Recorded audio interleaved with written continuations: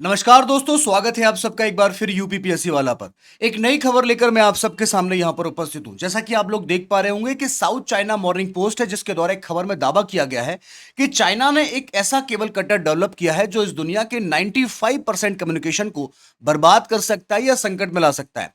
जैसा कि आप लोग देख पा रहे होंगे, China revealed for the first time that it has developed a compact disable cutting device that is powerful enough to sever communication lines, the South China Morning Post reported. The tool can operate at depth of up to 4 km and it has been designed for use with countries' advanced submersibles. यानी कि जो समुद्र में गहराई में जो कि China के एक एडवांस सबमर्सिबल्स हैं, उनके साथ में यहां पर इस केबल कटिंग डिवाइस को यूज किया जा रहा है।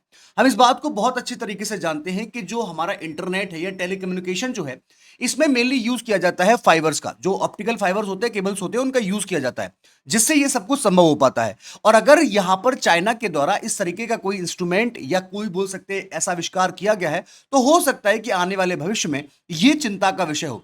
अगर हम बात करें इस इमेज में, तो आप लोग देख पा रहे हो किस तरीके से यहां पर सेंसिंग या इसके साथ साथ में हम लोग बोल सकते हैं कि जो इंफॉर्मेशन है, स्पेशली समुद्र की गहराई में जो भी संसाधन है, ठीक है, डीप सी एक बहुत ही शानदार आजकल हम लोग देख रहे हैं कि मिशन है, बहुत सारे देश इसमें काम कर रहे हैं।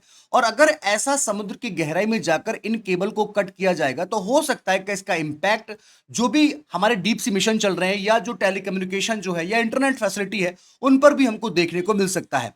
अगर हम बात करें यहाँ पर ओशंस की, तो हम लोग जानते हैं कि oceans are crucial to human survival, providing natural resources and most of the global oxygen supply, and are responsible for a large portion of worldwide economic development.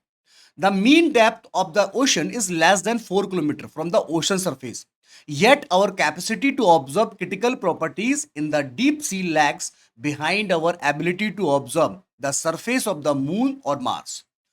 अगर हम लोग यहां पर बात करें, the deployment of conventional sensing system to achieve global coverage of the deep sea would have a considerable cost and face significant technological and operational challenges.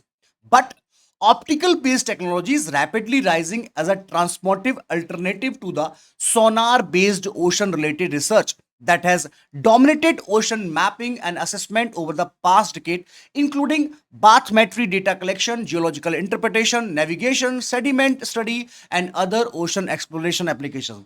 जैसा कि हम लोग जानते हैं कि समुद्र की गहराई के लिए सोनार यंत्र जो था उसका यहां पर प्रयोग किया जाता था, लेकिन उसके टाइम पर अब ऑप्टिकल बेस्ड टेक्नोलॉजी है, उसका यहां पर प्रयोग किया जा रहा है, जो कि बहुत सारा डेटा कलेक्ट करके और देशों को पहुंचाता है।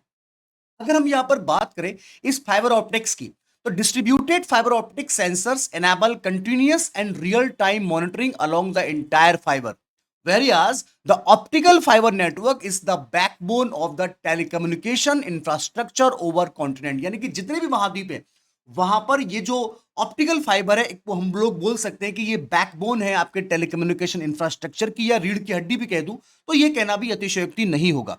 अब अगर हम लोग यहां पर बात करें इस चाइना की नीति की, तो इसके क्या कारण हो सकते हैं। जैसा कि हम लोग जानते हैं कि चाइना साउथ चाइना सी में अपना इन्फ्लुएंस बढ़ाना चाहता है, और बाकी जो देश हैं उसके जो भी प्रतियोगी देश है, उन सब में अपना प्रभाव जो है दर्शाना चाहता है। इसीलिए ऐसी कुछ नीतियां जो है वो यहां पर हो सकता है कि चाइना के द्वारा लागू की जा रही होंगी।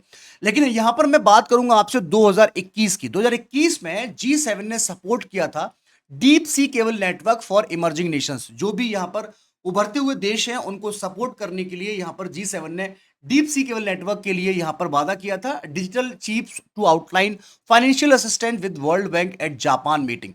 लेकिन अब इसका प्रभाव क्या होगा, ये तो आने वाले समय में हमको पता चलेगा। फिलहाल ये हमारे लिए बहुत ज्यादा जरूरी है कि किस तरीके से चाइना की नीतियां जो हैं वो किसी भी देश के पूरे टेलीकम्युनिकेशन को बर्बाद कर सकती है। आगे किसी नई न्यूज के साथ हम लोग फिर जुड़ेंगे, तब तक के लिए thank you so much. Bharat माता की जय।